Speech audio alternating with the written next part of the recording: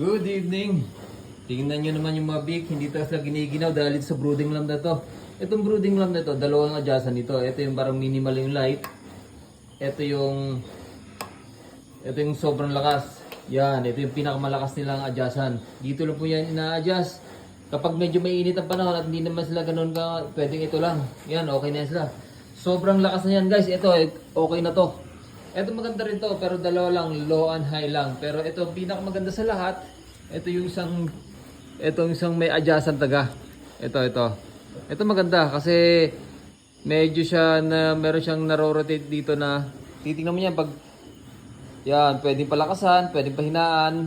Depende sa init ng panahon kung gaano karami ang beak. So guys, pag gumamit kayo ng brooding lamb, ito for sure hindi taga lalamigin yung beak nyo. Lalo na pag tag-ulan, the best to recommended ko sa inyo dahil yung mercury yung ilaw niya, so taga mainit taga. Recommended siya kung ano yung init ng nanay, yun rin nabibigyan ng brooding lamb.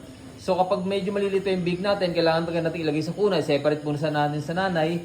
Kailangan natin ng brooding lamp para hindi sila lamigin. At ganun din yung heat na makukuha nila sa lamp na ito. Guys, check this out sa Shopee. Nandyan po sa link below. Just click the link.